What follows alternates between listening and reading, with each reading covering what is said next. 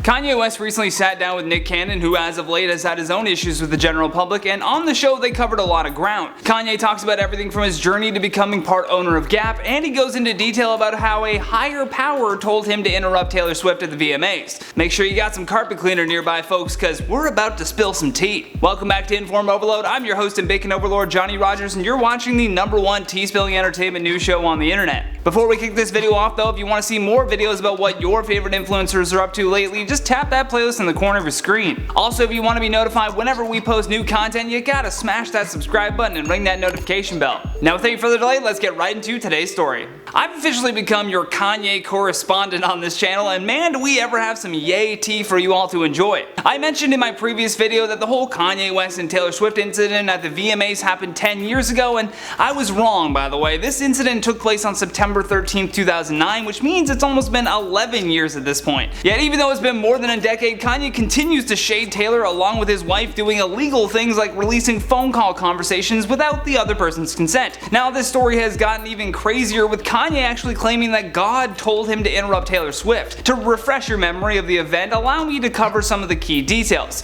This bizarre interaction took place at the start of the night when a 19-year-old Taylor Swift was accepting the award for Best Female Video. However, as she was giving her acceptance speech, we all watched a drunken Kanye run onto the stage. He then proceeded to grab the mic from Taylor and said this.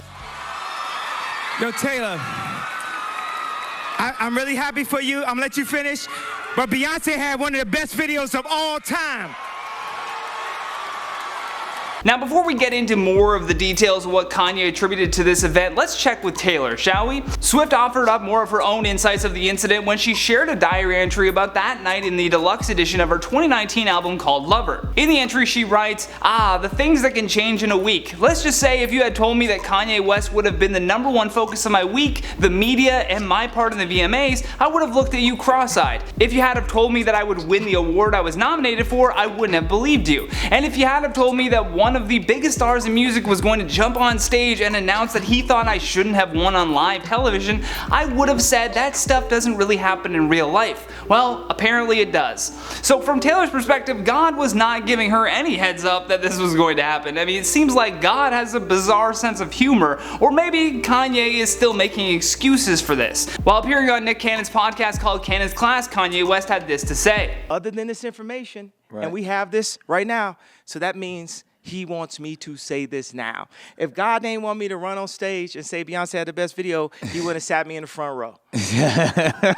Kanye said that if God didn't want him to interrupt Taylor, he would have been sitting in the back, he wouldn't have made her the first award, and they wouldn't have made it so ridiculous. For which Kanye clarified by saying that it was ridiculous because he had never heard of Taylor Swift before, adding that he truly believed Beyonce had one of the best videos of all time. He does however put some of the blame for this incident on the fact that he was drinking a lot of Hennessy, which I never realized was a side effect. Warning, if you drink Hennessy, you may jump on stage at an award show and embarrass yourself. Actually, come to think of it, they should just have that on every bottle of alcohol. Just in case Kanye gets his hands on it. Kanye also noted though that the only reason he was drinking was because he didn't want to go to the award show and believed that it was all a setup, which is a little bit paranoid to begin with, and no one at the event even coerced him to do this. It was all just him.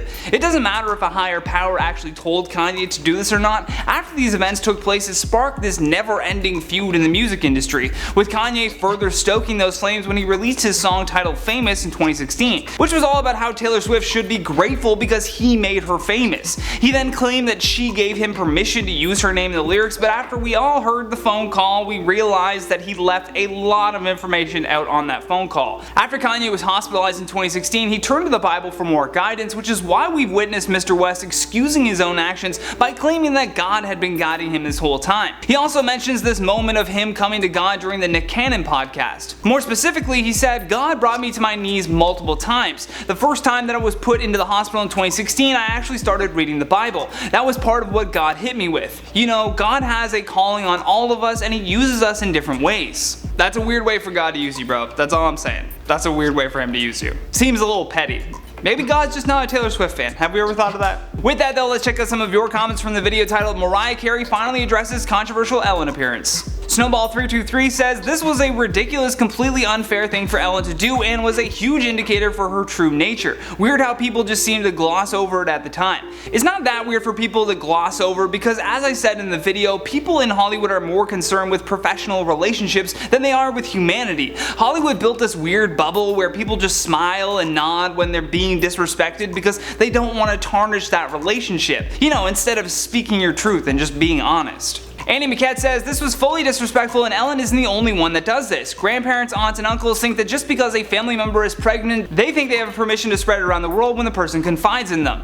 Look, you are so right. This isn't a strictly Ellen thing. It's a common identifier of someone that just lacks a lot of empathy. Or any empathy. Manda Berry says, Ellen's always been obnoxious in my opinion. She publicly has no respect for her guests' boundaries. Why would you ever bother a woman about being pregnant on TV, especially if she's already told you to shut up about it? It really is baffling, but hindsight is 2020. I mean, I think we're getting rid of that definition now, but I'm sure at the time Ellen genuinely believed that Mariah just needed a little nudge to get the information out, but in reality, if she just took a second to speak with her guests, she would have understood how delicate the situation actually was.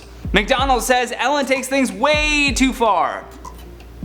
Okay, coming from McDonald's, that's a bit of a bold statement. Don't you guys sell sugar water and garbage food to children? Yeah, that's what I thought. Peter B says, your best IO yet. The point you make about celebrity and career is valid. Thank you so much, Peter. It's awesome to see what I'm saying is actually resonating with some people. And thank you all for watching, and thank you to our editors for all of their hard work. If you enjoyed this video, then please show us some love here by tapping that like and subscribe button. Plus, don't forget to leave us a comment down below with your thoughts on today's story. And for more videos like this one, all you gotta do is tap that playlist when it pops up on your screen. From InformOverload, my name is the Bacon Overlord, Johnny Rogers, and until next time, stay classy.